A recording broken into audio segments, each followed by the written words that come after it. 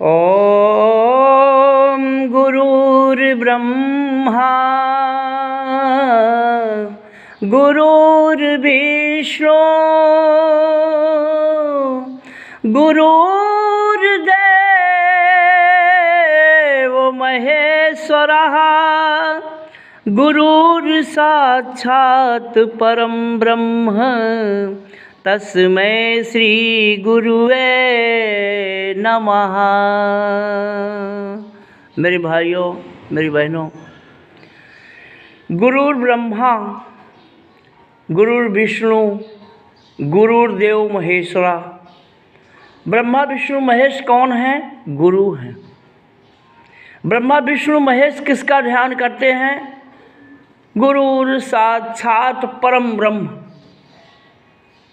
परम ब्रह्म क्या है मेरी बहनों मेरे भाइयों? परम ब्रह्म ही तो गायत्री माता है। गायत्री माता कोई प्रतिमा नहीं है, मूर्ति नहीं है, तस्वीर नहीं है। गायत्री माता परम ब्रह्म है, जिनसे सारा संसार सांस लेता है, जिसका ब्रह्मा विष्णु महेश ध्यान करते थे।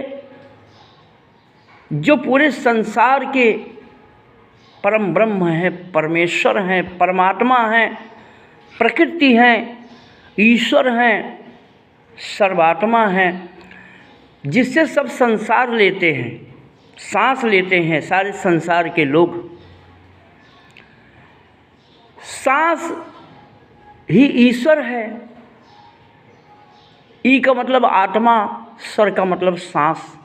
जिससे सब सांस लेते हैं वो ईश्वर है, जिसकी आराधना बुद्ध ने किया, विवेकानंद ने किया, दयानंद सरस्वती ने किया, डॉक्टर अम्बेडकर ने किया, कबीर ने किया, रैदास जी ने किया, श्री विश्वामित्र, वशिष्ठ, श्रृंगी ऋषि, श्री व्यास जी, वाल्मीकि, तुलसी ने जिसकी आराधना करके रामायण की रचना किया। कहने का आशय मेरे भाइयों मेरी बहनों, जो परम ब्रह्म है, परमेश्वर है, वो कोई तस्वीर नहीं है, कोई फोटो नहीं है, कोई मंदिर मूर्ति उसको कोई बना ही नहीं सकता है। और उसका ध्यान जो करेगा वो विराट बन जाता है। उल्टा नाम जपत जग जाना, वाल्मीकि भय ब्रह्म समाना। वाल्मीकि चोर डकैत बदमाश थे, लेकिन गायत्री महामंत्र की शक्ति से उन्होंने अपने सारे पाप को भस्म कर दिया। जिसको सुखी होना है संसार में, हम हाथ जोड़कर निवेदन करते हैं, जो चाहते हैं कि अपने जन्म जन्म के पाप को भस्म कर दें, स्वामी विवेकानंद, स्वामी दयानंद सरस्वती, ऋषि वाल्मीकि जी ने सुख सागर में लिखा है, जिनको अपना पाप समाप्त करना है, जिनको मोक्ष प्राप्ति की इच्छा है, जो चाहते हैं कि हृदय में हमारे भगवान प्रकट हो जाएं, उनके लिए गायत्री महामंत्र वाल्मीकि जी ने लिखा है कि गायत्री मंत्र की उपासना से ही समस्त पाप नष्ट हो सकते हैं। क्योंकि गायत्री मंत्र में ओम भूर्भुवः स्वः तत्सवितुर्वरेण्यं भर्गो देवस्य धीमहि धियो यो नः प्रचोदयात्। गायत्री मंत्र ही सूर्य है, गायत्री माता ही गुरु हैं, गायत्री माता ही सबकी आत्मा हैं, गायत्री माता ही 4 वेद हैं, गायत्री माता ही 6 शास्त्र, 18 पुराण हैं, गायत्री माता ही रामायण है, गायत्री माता ही भागवत गीता हैं। यानी मेरे भाइयों मेरे बहनों, गायत्री मंत्र की आराधना करके 4 वेद, 6 शास्त्र, 18 पुराण श्री व्यास जी ने, क्या एक आदमी इतना बड़ा काम कर सकता है? उनके हृदय में माँ गायत्री प्रकट हुई तो उन्होंने लिखा लिया। श्री वाल्मीकि जी जो एक बदमाश थे, उन्होंने गायत्री मंत्र की उपासना किया और रामायण की रचना कर दिया। श्री तुलसीदास जी एक आशिक थे, एक पागल थे, औरत के दीवाने थे। उन्होंने नरहरिदास स्वामी की कृपा से गायत्री मंत्र की आराधना करके रामायण का लेखन कर दिया। हमारे गुरु जी पंडित श्री राम शर्मा आचार्य जी, शांति कुंज हरिद्वार के संरक्षक, उन्होंने गायत्री मंत्र की उपासना करके, ध्यान करके और 32,000 पुस्तकों का लेखन किया।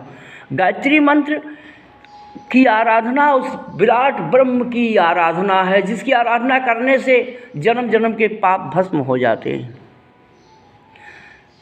श्री वाल्मीकि जी ने लिखा है पहले पन्ने में सुख सागर में, जिसकी इच्छा हो पढ़ सकता है।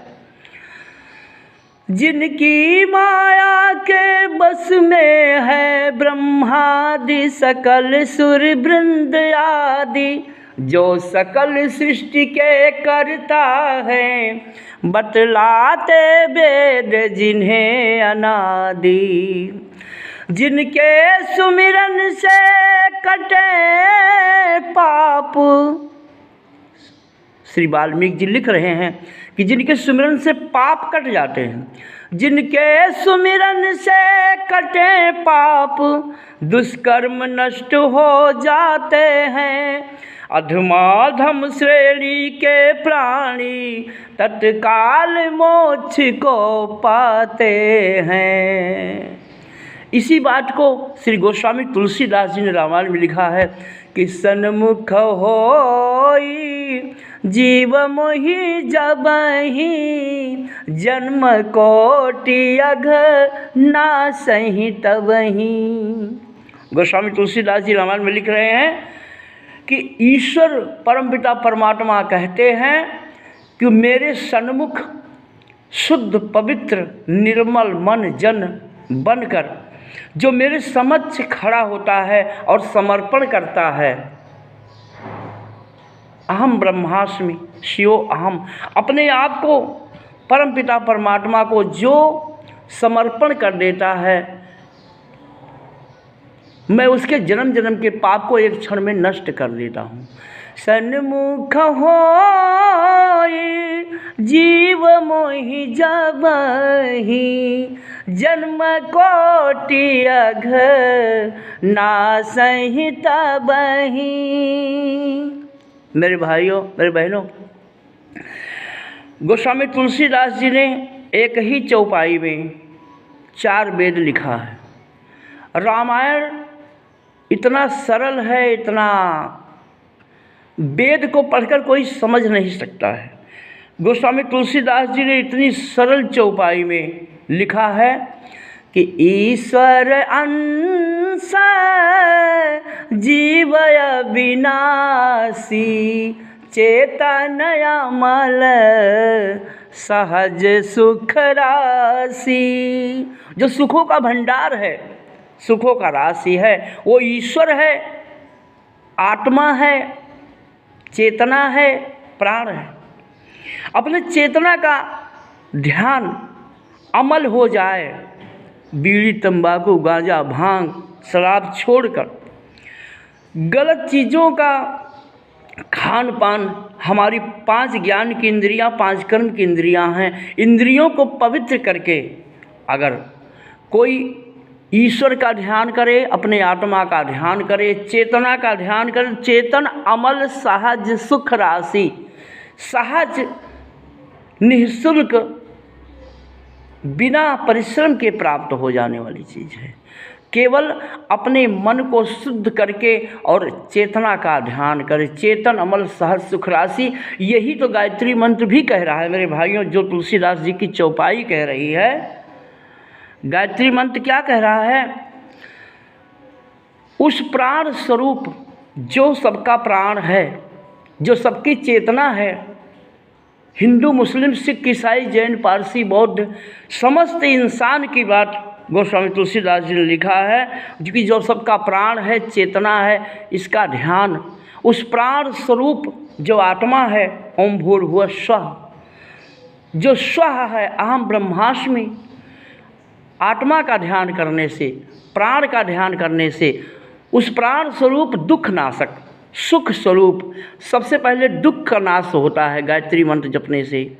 उस प्राण स्वरूप दुख नाशक सुख का स्वरूप है, श्रेष्ठ तेजस्वी है आत्मा, पाप नाशक है आत्मा, पाप नाशक देव स्वरूप परमात्मा को अपने अंतरात्मा में धारण करें, वो परमात्मा हमारी बुद्धि को सन्मार्ग में प्रेरित करे।